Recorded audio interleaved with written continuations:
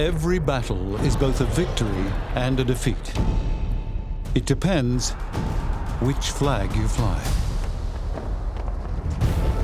In every theatre of the Second World War, battles won and lost determined possession of territory, of resources, and of the strength to go on fighting. For some of the battles, it was the victory that most influenced the future course of the war. For others, it was the defeat. This is the story of the battles won and lost that decided the outcome of the greatest conflict in history.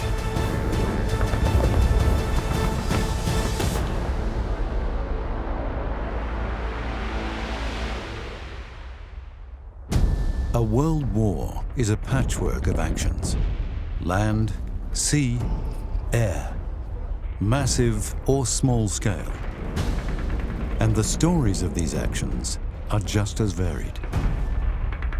Here are battles decided by amphibious forces, climate, geography, and the problems of supply.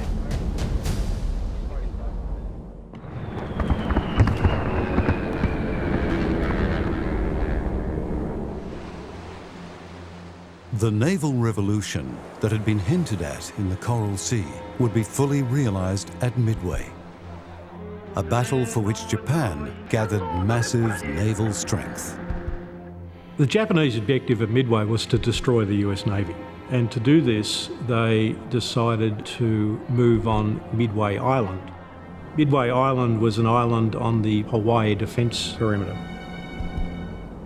And the plan was to entice the US Navy into a trap and destroy it, which would, of course, if that had occurred, it would have given the Japanese free rein over the west coast of the USA, and they would have also had the opportunity to attack Hawaii.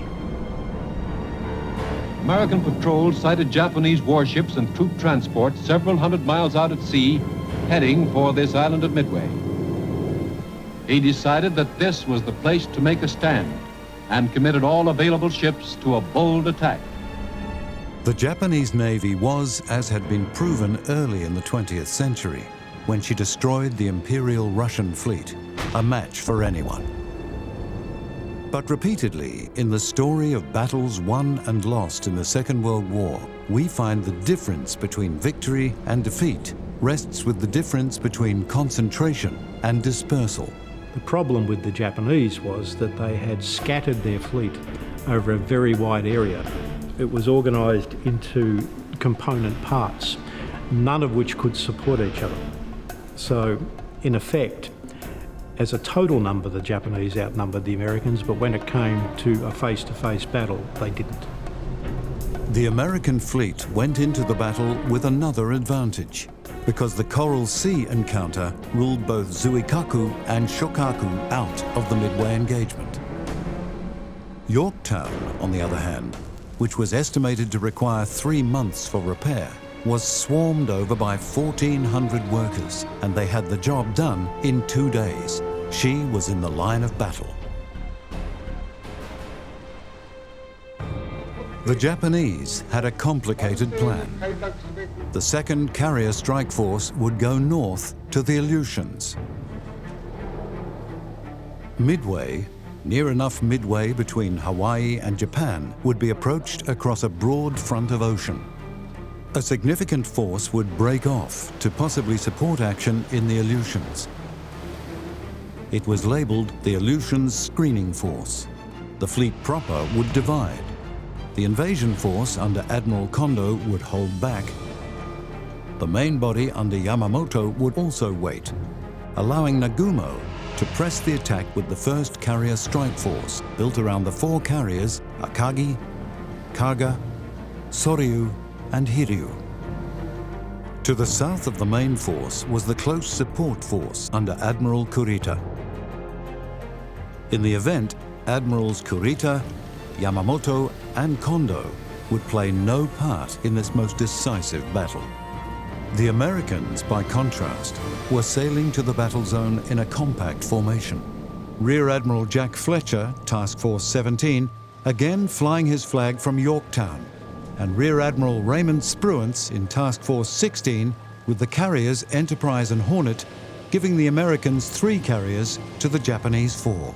But the Americans had another advantage. They knew exactly what to expect. Their crypto-analysts had cracked the Japanese naval code. They could read Japanese orders, they knew Japanese plans, they knew where the Japanese would be and in what strength. It was absolutely decisive. A submarine patrol was on station at Midway, and aircraft based there could extend surveillance to about 500 kilometers from the island. The stage was set. Around 4:30 in the morning of June 4th, Nagumo, steaming about 400 kilometers northwest of the island, initiated the action by committing about half of his total air arm to an attack on Midway. The battle continued in bursts over the next 2 days. The course of the Battle of Midway was first influenced by Admiral Nagumo's decision when his aircraft returned to their ships, and his pilots reported a failure to completely destroy the installations and aircraft on Midway.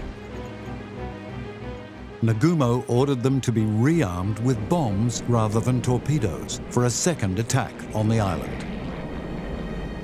At 5:45, after a Catalina had sighted the Japanese task force, the American carriers turned towards the enemy that they would engage but never see. With carrier warfare, it was quite clear the person who struck first was going to win. And Japanese lost that little advantage, and the Americans were able to conduct an extraordinarily successful strike. Had the Japanese found the Americans first and focused on conducting a mass strike against the Americans, it could have gone the other way. Enterprise and Hornet launched their first attacks on the Japanese ships shortly after 6. They launched 29 torpedo bombers, of which they lost 24. These were outdated Devastator aircraft, and after Midway, they were withdrawn from service. They had failed to record a single hit on a Japanese ship, but they had, most importantly, disorganized the enemy fleet and forced its air cover down to sea level. Above them, squadrons from Enterprise and Yorktown went in.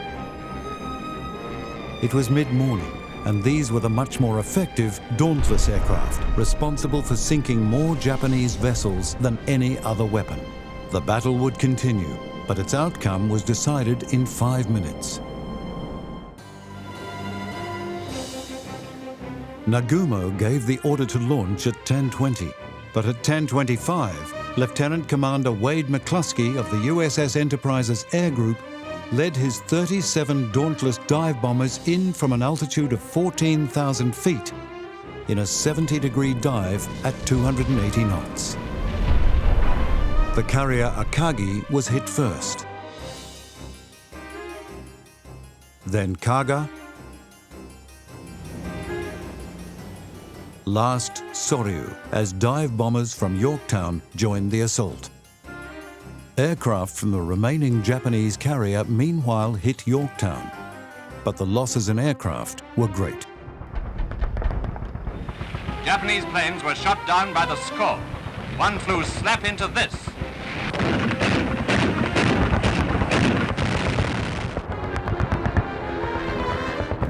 These losses meant that Hiryu, though she remained active, was weakly protected, and in the last carrier action of June 4th, came under attack from the Dauntless dive bombers, so that as the sun set, all 4 Japanese carriers were sinking.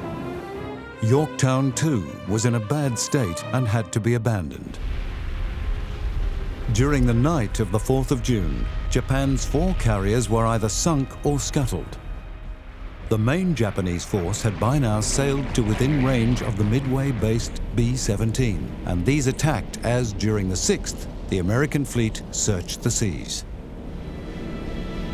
On the first day, we hit about 30 ships of all types, battleships, cruisers, destroyers, transports.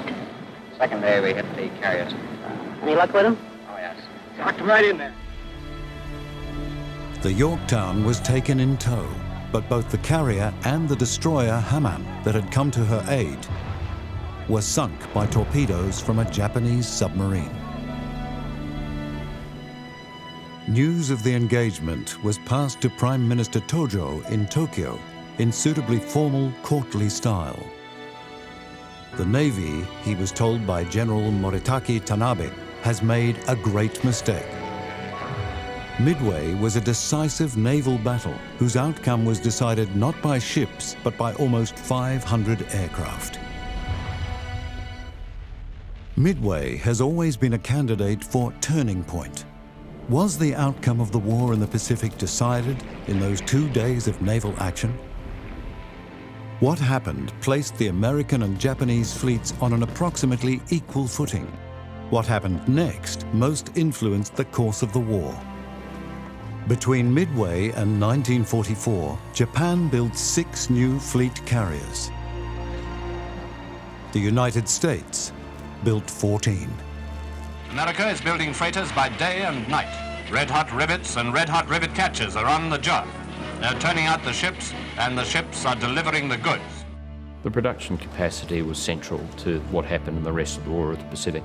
The American industrial machine was gearing up in 1942, and its products really started to come out in mass numbers in 1943.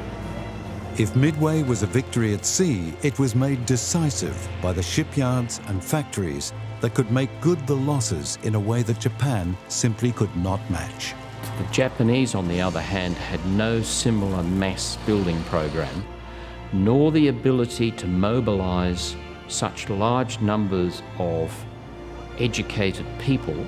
And I think that's a very important point. It's not just the extraordinary American industrial output that gave you so many aircraft carriers, so many aircraft, so many battleships, and so many other ships. It was this extraordinary ability to take an educated population and train them for people who'd never seen the sea to go out and be effective sailors, officers at all levels.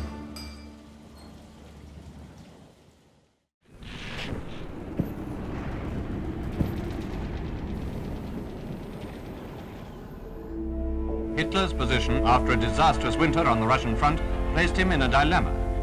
Either he must push on into the Caucasus and dangerously extend his front, or he must somehow contrive to do without the vital Caucasian oil field.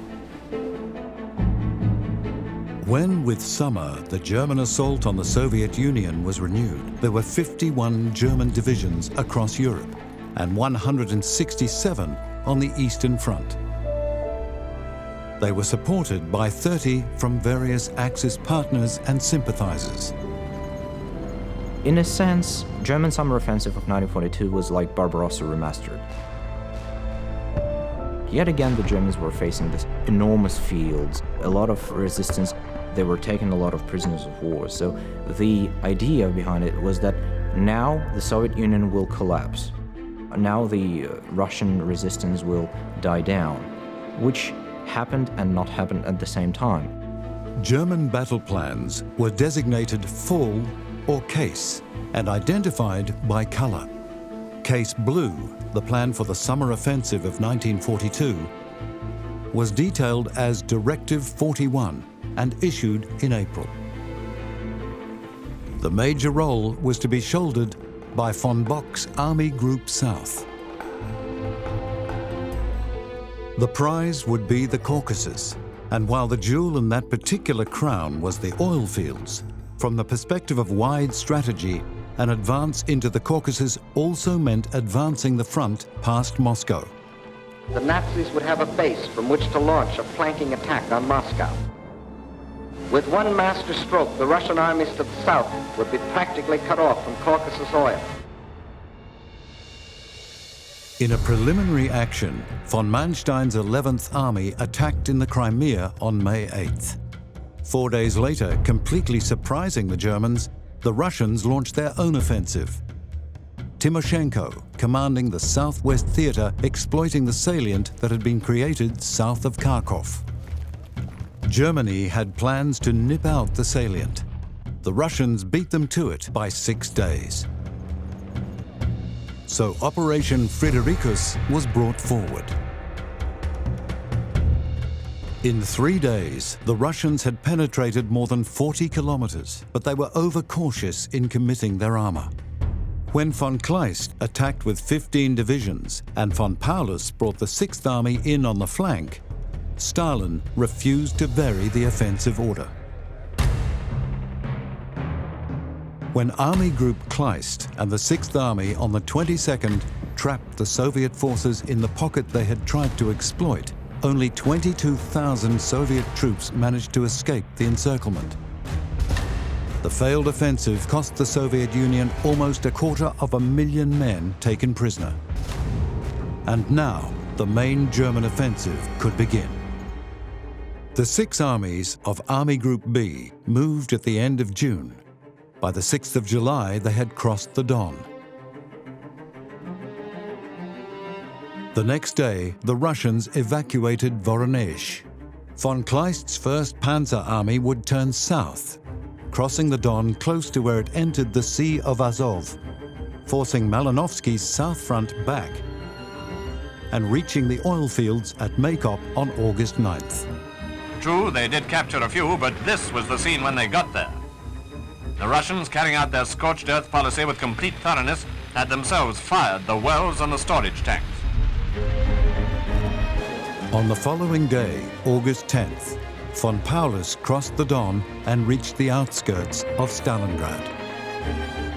The advance into the Caucasus continued, and on August 23rd, the swastika was hoisted on Europe's highest peak, Mount Elbrus, 5,642 meters. This is the high point of the German advance into Russia. But the deeper they go into Russia, the bigger the problem becomes. And the very same day, the day they raise the flag on Mount Elbrus, they also enter Stalingrad. So in a sense, the German success carries within it the seeds of its own destruction. The battle for the Caucasus and occupation of the vital oil fields had been won. But the outcome of the battle for Russia and for the living space in the East that Hitler had promised to the German people was very finely balanced.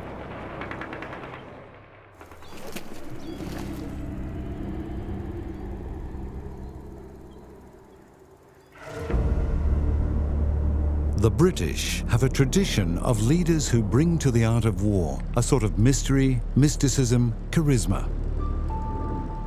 Ord Charles Wingate was very much of that lineage. He had a background in guerrilla warfare. He'd fought a guerrilla campaign in Palestine before the war. He was a man who propounded his beliefs, advocated his beliefs with messianic zeal. He was argumentative and wouldn't take no for an answer. He was a very difficult subordinate. Wingate's idea advanced for its time, and causing him to argue long and hard with his superiors, was for a special force that could operate behind enemy lines. Deep penetration was the expression, and the very technical term was asymmetric warfare. The Japanese would then have to divert troops from the front line to deal with these issues in their rear. He prosaically called it having your hand in the enemy's bowels. That idea took hold. It was decided to give it a try, and the 77th Brigade was created. It was based on groups of British, Indian and Gurkha troops with commandos, signallers, Burmese guides and interpreters. They would go behind the Japanese lines as Wingate intended, and they were called Chindits because the Chindit was a mythical Burmese creature that guarded Buddhist temples. Here they are, for the first time in newsreels, the Chindits, a name from legend that's become flesh and blood, living guardians of Burma's safety. The first intention was to incorporate the deep penetration tactic into a larger campaign. But when that was cancelled, Wingate persuaded General Wavell in overall command to allow the Chindit operation to go ahead. That action became known as Operation Longcloth. It was first and foremost an attempt to prove Wingate's concept, and the force numbered just 3,000. On February 13th, 1943, the Chindits crossed the Chinwin River and entered Burma, modern Myanmar. 2 days later, they engaged Japanese troops.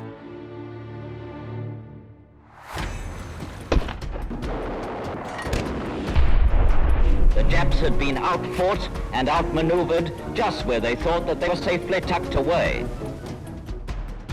2 columns marched south, but they were a deception. 5 columns, the main campaign, marched east. 2 making for the main north-south railway with sabotage in mind.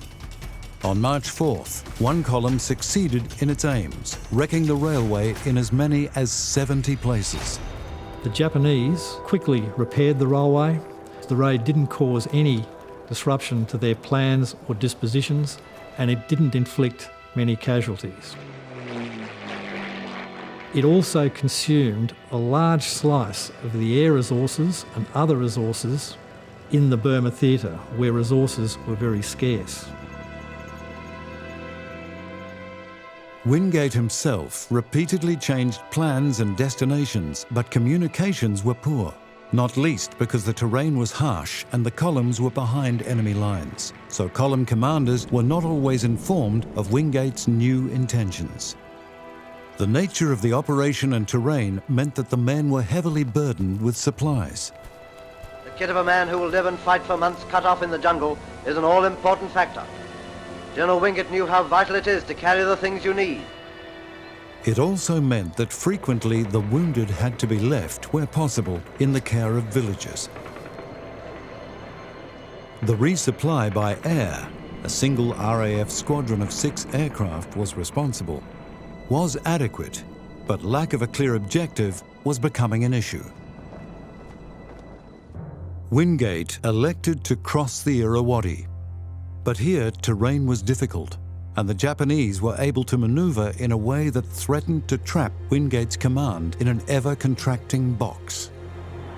With his forward elements now operating at the extreme limit of the range of air supply, Wingate decided in late March to withdraw his force. Here, the decision to cross the Irrawaddy took an awful toll. The need to cross the river to return to India meant that the Japanese could concentrate their forces along its banks, and as soon as an attempted crossing was sighted, numbers could be concentrated to contest the crossing. The losses were catastrophic. Wingate was wrong in thinking that the Japanese would be panicked because of some issues in their rear areas. That was never going to happen. They were easily able to seal these Chindit penetrations off. This forced the columns to fragment, and small groups of men continued to trickle back to their base until the end of April. 3,000 had set out. 818 did not return, killed, wounded, or taken prisoner. Of the 2,187 who did return, about 600, so weakened by sickness or their wounds, would never return to active service. Operation Longcloth had then halved the effectiveness of the force that set out on its 3-month campaign. A battle lost, but one from which Wingate drew many lessons.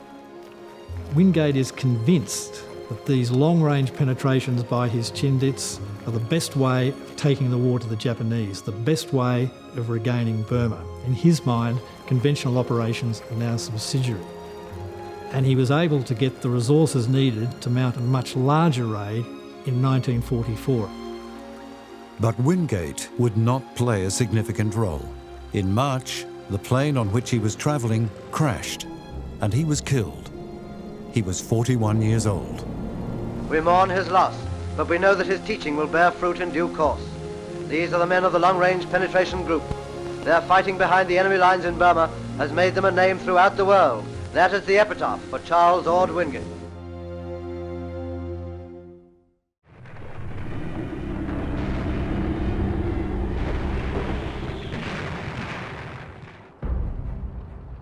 As summer warmed the Soviet soil in 1944, the entire Eastern Front moved.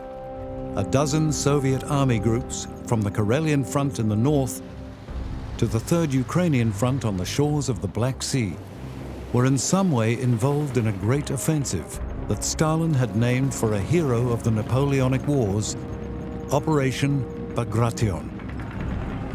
The offensive was, at its heart, the drive to expel German forces, which still stood in great numbers on Soviet soil. It was the drive on the Vistula, and its climax coincided with the breakout from Normandy. The Germans were in big trouble in the West, and they needed to shore up the Western Front. The problem was that exactly the same time, the Russians put in a huge offensive, 1.7 million men over the entire front, and they were in a position to do in 1944 what the Germans had done with Operation Barbarossa in 1941. In preliminaries, the 21st Army of the Leningrad Front began the attack. The Karelian Front joining the offensive 10 days later. On both fronts, the Finns, armed by the Germans and supported by one German division,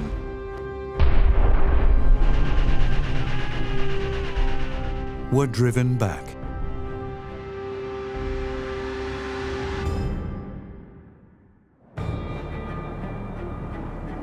And then, on June 22nd, the day after the Karelian Front had moved and the 3rd anniversary of the German invasion of Russia, Operation Bagration opened. Белорусской операции, да, мы чувствовали, что он готовится, поскольку стала поступать артиллерия. Не дали 16 человек, взвод стал 28 человек. Причем пополнение это было из Средней Азии. The Soviets had deployed 300 guns per kilometer on a 560-kilometer front, from Smolensk through to Minsk in Belarusia. As always, Russian artillery has been right in the forefront of the picture. Gunners of the Northern Army smashed German efforts to delay the Soviet advance. The Soviet fronts began their surge towards 4 Axis army groups. Cherniakovsky's 3rd Belarusian moved on the 23rd. Rokossovsky's 1st Belarusian the next day. And they advanced tenaciously for 10 weeks. And it was that attack that broke through and was so effective in blitzkrieg-type tactics, which you'd seen developing since Stalingrad, worked very successfully in the counterattack at Kursk in 1943. The Russians are pretty good at this by 1944. The 1st Baltic Front, General Bagration, and the 3rd Belarusian Front, Cherniakovsky, opened the Vitebsk-Orsha offensive, driving into Lithuania. While Soviet forces are annihilating Germans in one great town after another, their comrades have been driving on at the rate of 20 miles a day, into Latvia, into Lithuania, closing rapidly on the very birthplace of Germany's incorrigible military cult, East Prussia. По Белоруссии, значит, шли от болота. Вот где тяжело было по болотам. Там дорога через лес. Чем хорошо было, что у нас широкие были гусеницы, да. Это большое дело было для нас. Мы даже вот так вот. Они, во-первых, хорошо поднимали, по 30 градусов могли заходить в гору, так? Запросто шли. On the huge eastern front, tanks go forward in pursuit of other retreating Germans. By the 27th, Vitebsk had fallen, and the 3rd Panzer Army was lost. German tanks and fortifications received very heavy punishment, and defenses which Hitler thought to be an almost impregnable barrier were now overrun. Rokossovsky's 1st Belarusian Front was swinging up towards Minsk, Cherniakovsky swinging down to meet him. 2nd Belarusian Front, General Zakharov, crossed the river Dnieper, aiming directly for Minsk. These Russian newsreels also show the crossing of the Dnieper. This was carried out by bridge and boat under continuous fire, but it was carried out, as we all know. 3rd Belarusian Front reached and crossed the river Berezina the next day. In 2 weeks, Operation Bagration had penetrated 160 kilometers on a 400-kilometer front. Army Group Center's 37 divisions were pulverized by 166 Soviet divisions, supported by 2,700 tanks and 1,300 assault guns.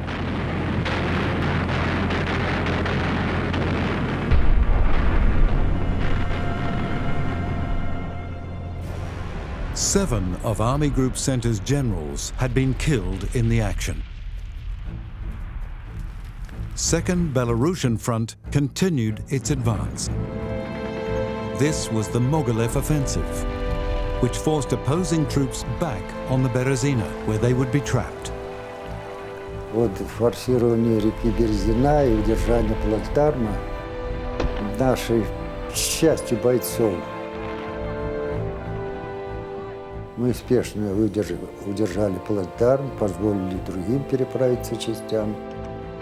И дальше пошло наступление своим ходом.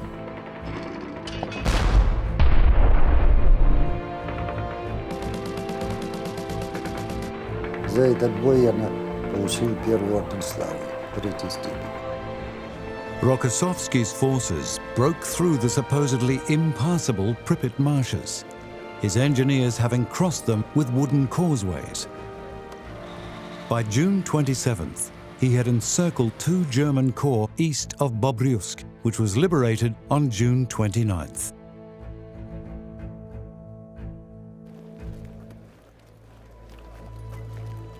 The Allies had landed at Normandy 3 weeks previously, but to contrast the scale of the operations, for the duration of the summer, German casualties in the east outstripped those in the west by 4-1.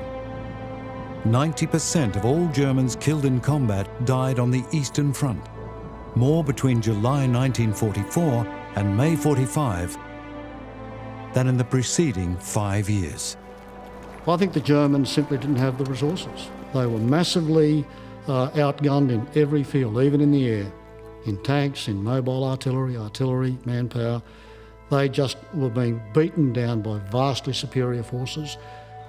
And that had been coming in 41, 42, 43. By the time they got to 44, you're really dealing with an army in serious trouble. The Minsk offensive pressed on. 5th Panzer Division was rushed forward to plug approaches to the city. But on July the 3rd, the 2nd Guards Tank Corps of the Red Army broke into the city.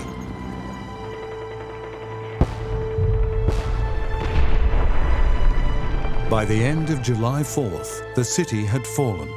40,000 of its defenders encircled and Army Group Center destroyed. The advance continued with the successful results which we know. Not the least of these results have been more prisoners. Just one instance of the increasing drain on German manpower. Наша армия пошла ускоренным маршем вперед окружать Минск. В направлении Борисова мы пошли по лесам, по болотам, мимо озера Нарочь и туда, к границе Литвы. Мы делали по 70 километров в сутки. Вот за это время мы прошли более 400 километров. By July the 11th, Germany had lost 28 divisions. More than 30 generals had been killed or captured, and the Red Army had advanced 650 kilometers. Rokossovsky's forces reached the River Bug, the original Polish border. They reached the eastern banks of the Vistula on the 25th and turned to threaten Warsaw. At the end of this campaign, the Russians are right next to Warsaw. They're right next to Ploesti in Romania. They're about to take the last oil fields away from the Germans. And there, Stalin held, gathering his strength for the final devastating assault that would carry the Red Army into Berlin and see the Soviet flag hoisted on the ruins of the Reichstag.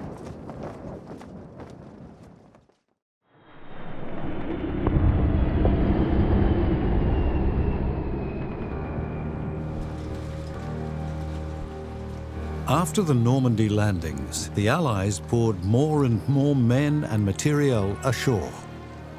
And as they moved away from their beachhead, the lines of supply extended and the need for supply increased.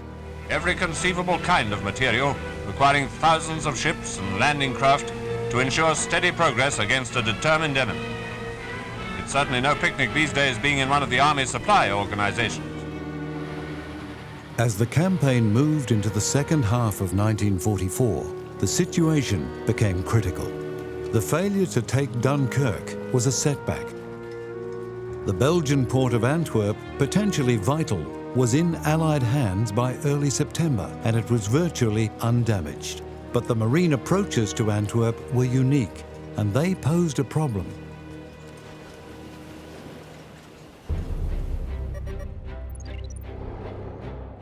The port sits at the mouth of the Scheldt. Ships entering must sail up the estuary, and the estuary was flanked along the channel by German defences and guarded at its mouth by the island of Walcheren. General von Zengen, recently sent to take over 15th Army, energetically built up the defences, determined to deny use of Antwerp to the Allies.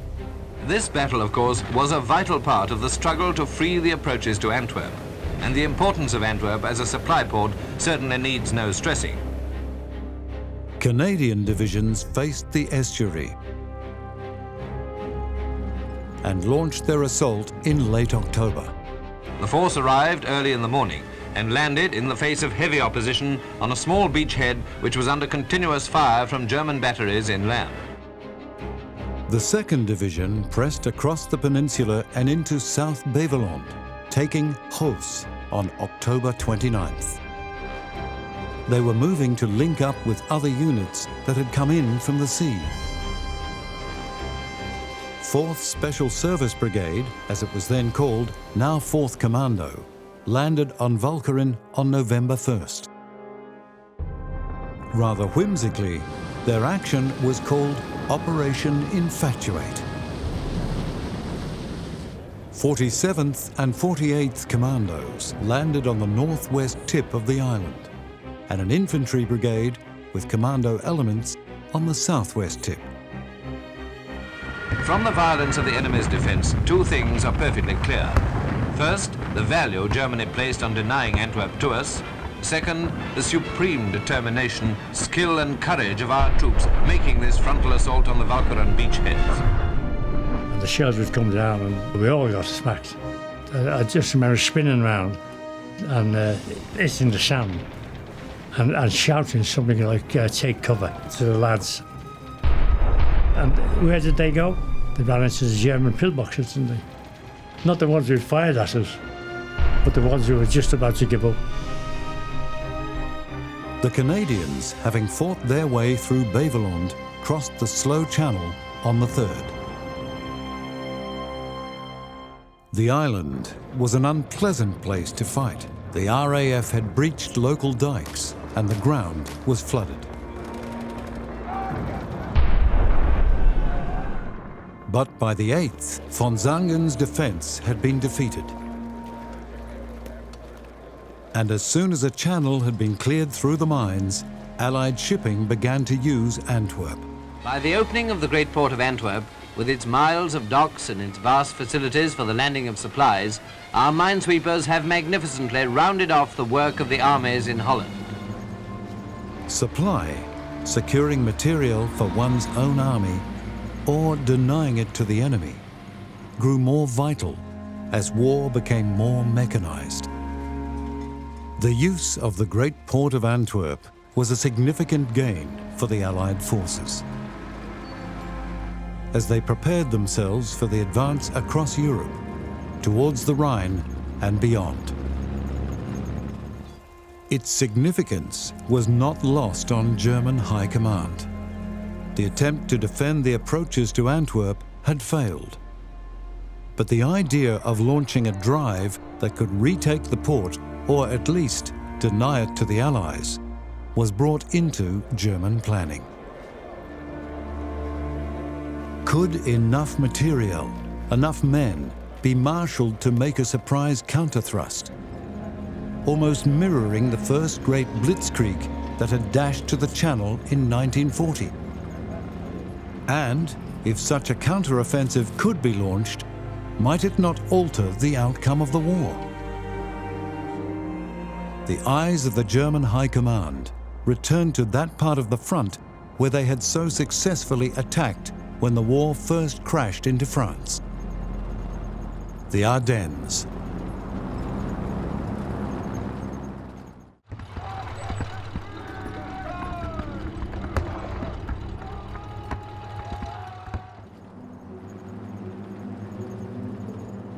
The war in the West was, it seemed, moving steadily, predictably to its climax.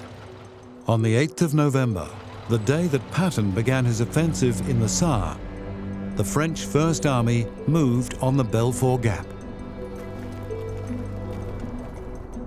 By the middle of the month, there were formations in motion all along the line. The American 1st and 9th Armies to the north of Patton, elements of the US 7th entering Strasbourg on the 2nd, and the 6th entering the Maginot Line on the day that the first vessels entered and started to use the port of Antwerp. Operation Watch on the Line, as this operation was called from the German side, was the last major German offensive of World War II. They were being squeezed between the Russians, who were advancing in the east, and the British and American and other Allied forces who were coming at them from the west. And so Hitler had to do something. He couldn't just fight a rearguard action that would always just end in disaster. Properly labelled the Ardennes counter-offensive, history remembers it as the Battle of the Bulge. As we approached the Battle of the Bulge, the Germans were about to attack in a place that they had attacked in 1870, 1914, 1940, and now they're about to do it in 1944. And as in every other attack, they will be successful in achieving complete surprise. Where the Germans surged, the 145-kilometre front was held by 4 American divisions, with one inexperienced armoured division, the 9th, in support. 2 of the 4 infantry divisions had been sent to the quiet Ardennes to recuperate, and a third, the 106th, had never been in action. Onto this force fell 2 panzer armies, which in hours had created an 80-kilometre salient, the Bulge. In 24 hours, the initiative changed hands, and the German army, which had put the word blitzkrieg into all languages, unleashed its desperate offensive. A short bombardment had pushed Allied heads down before the armour came forward under cover of heavy fog, which neutralised Allied air superiority. It may not be like 1918, but it's certainly not like 1940. The Hun has won a success. How big remains to be seen. Progress in the north fell behind schedule, but 1st Panzer Corps made good ground and was dashing for the Meuse bridges. The 5th Panzer Army brushed aside the 106th,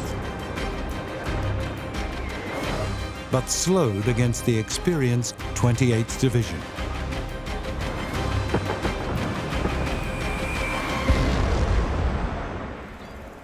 It was late afternoon before Allied High Command realised that what was happening was an all-out offensive rather than a feint. The Allies were taken completely by surprise. They were overconfident. They were so busy planning how they would take Hitler's forces apart, it didn't seem to really occur to anybody that he was making a plan to take their forces apart. Our command was taken totally by surprise. So they reacted in an extreme. everything that could fly flew to bomb their supply train.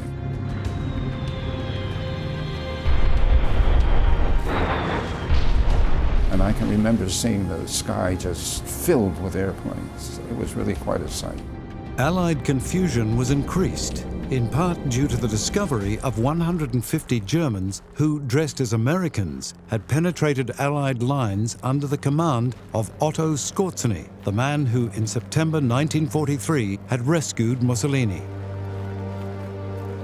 As part of Operation Watch on the Rhine, Hitler came up with the idea of creating an infiltration force that would get through the Allied lines in order to capture the key bridges on the River Meuse. But really their real impact, ironically, came when the first unit was captured. And it suddenly became known to the Americans that there were these Germans wandering around behind their lines, dressed as Americans with American equipment, and panic ensued. So suddenly everybody was suspicious of everybody else. On the 18th, Eisenhower halted the advance on the Rhine and gave priority to repelling the Ardennes offensive. The German onslaught slowed. Fuel was becoming a problem. By the 22nd, the 6th Panzer Army had stopped altogether. Units were losing contact with each other. Von Manteuffel's 5th Panzer Army, which had surrounded Bastogne, was pushing forward.